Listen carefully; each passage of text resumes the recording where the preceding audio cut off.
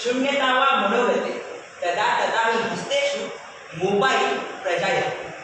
जेव्हा जेव्हा रिकामीपणा, एकटेपणा किंवा कंटाळा येतो तेव्हा तेव्हा हातात मोबाईल आपोआप जन्म घेतो.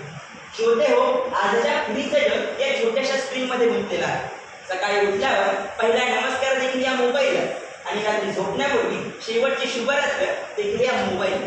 म्हणूनच मी स्पर्धा क्रमांक 27 आपल्यासमोर विषय मांडतोय, माझा मोबाईल फोन हेच माझं जग.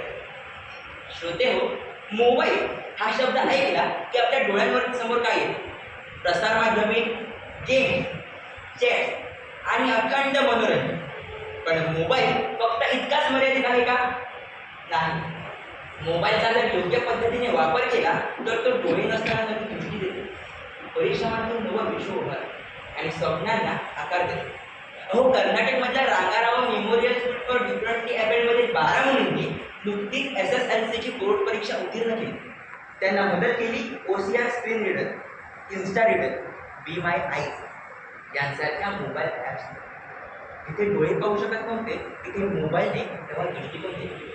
अहो, मुस्कान जिंदल UPSC टॉपर, जिने भ्रमणध्वनीचा वापर फक्त गुगल सर्चसाठी केला, प्रसारमाध्यमांपासून दूर राहून अभ्यासात केंद्रित झाला.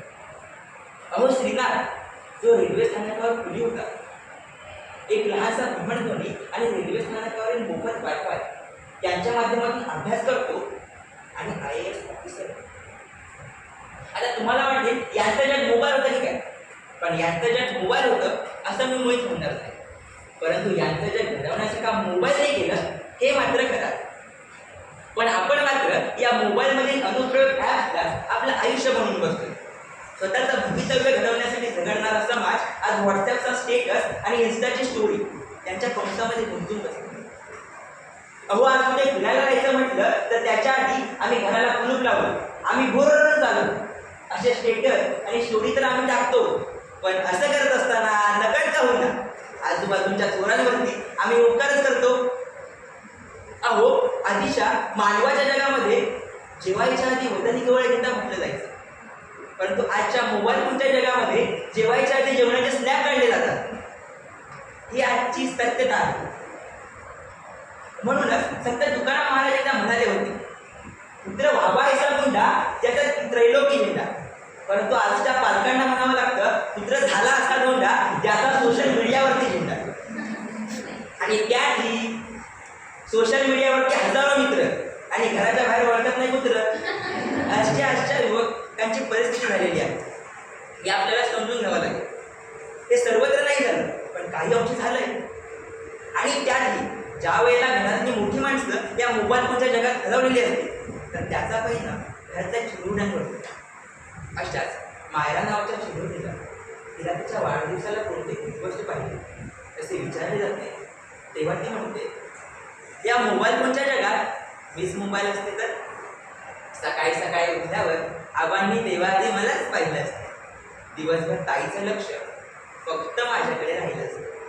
बाबा मला सगळीकडे गेले असते घेऊन, खिशात बसून त्यांच्या आई माझ्याकडे बघून खुदू हसली असते. मला गालाला लावून सतत गप्पा मारत बसले असते. नको मला मोठा केक, नको नव्हे गिफ्ट म्हणून द्याल का तुमचा थोडासा वेळ? इथे असणारा वेळ हा 4 वेळचा व्हॉट्सॲपचा स्टेटस नाही किंवा इन्स्टाची स्टोरी नाही, ही लाईव्ह स्टोरी आहे जी आपल्या प्रियजनांबरोबर आपल्याला घडवायची आहे. हा मोबाईल आपल्या परिश्रमातून नवं विश्व उघडतो, स्वप्नांना आकार देतो, दृष्टी नसणाऱ्यांना नवी दृष्टी देतो. पण त्याच वेळी आपल्या आयुष्याचा कैदेखाना करण्याची ताकद देखील याच मोबाईलमध्ये. माझा मोबाईल फोन हे माझं जग मुळीच नाही. माझं जग आहे माझं कुटुंब, माझी स्वप्न, माझा समाज आणि माझी साधना.